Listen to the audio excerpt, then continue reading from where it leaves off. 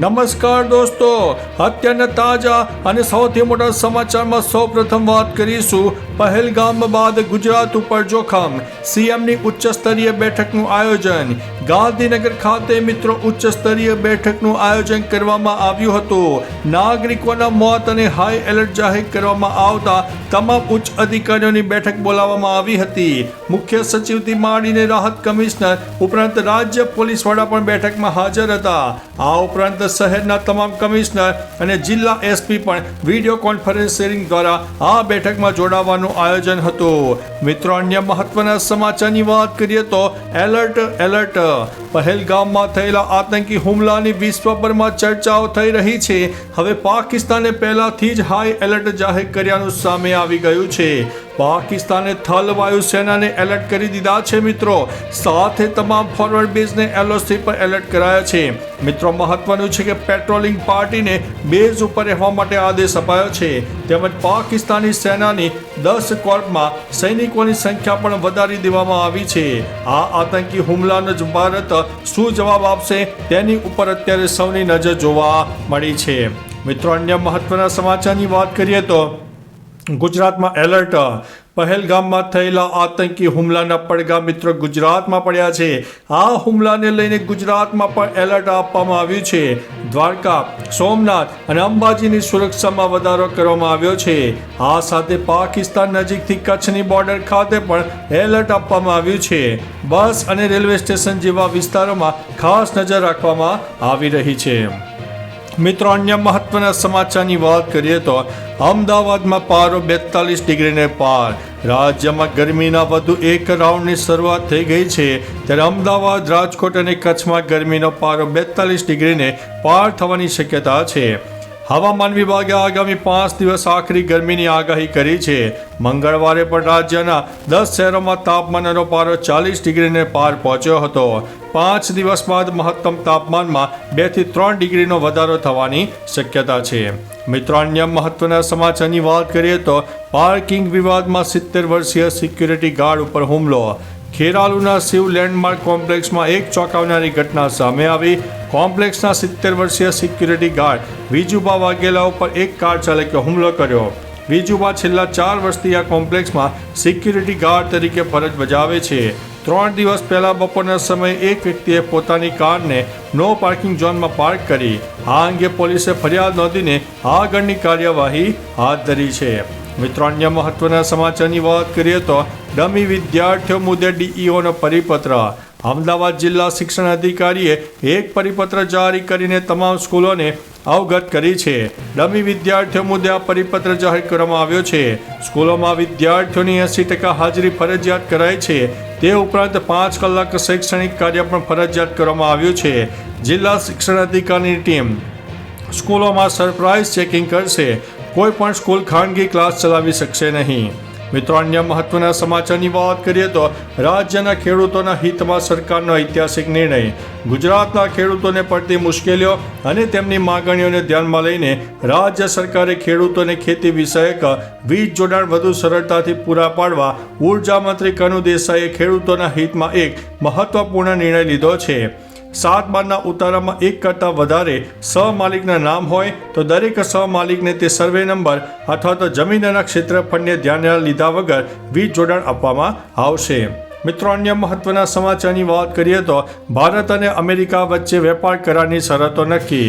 અમેરિકી ઉપપ્રમુખ જેડી વાન્સે કહ્યું છે કે ભારતના ઇતિહાસની સ્થાપત્યની પ્રાચીન સુંદરતા, ભારતના ઇતિહાસ અને પરંપરાની સમૃદ્ધિથી હું અભિભૂત થયો છું. અમેરિકા અને ભારતે વેપાર વાટાઘાટો માટે વેપાર કરારની શરતોને સત્તાવાર રીતે અંતિમ સ્વરૂપ આપી દીધું છે. રાષ્ટ્રપતિ ટ્રમ્પ અને પીએમ મોદીના વિઝનને સાકાર કરવા તરફ આ એક મહત્વપૂર્ણ પગલું છે. મિત્રો, અન્ય મહત્વના સમાચારની વાત કરીએ તો ભારતમાં ફરીથી કોરોના મૃત્યુ આંક જોવા મળ્યો છે. ભારતમાં ફરી એકવાર કોરોના વાયરસે દસ્તક આપી છે. તેના કારણે એક દર્દીનું મોત પણ થયું છે. મધ્યપ્રદેશના ઇન્દોરમાં 74 વર્ષીય મહિલા અને એક યુવાનનો કોરોના વાયરસ ટેસ્ટ પોઝિટિવ આવ્યો છે.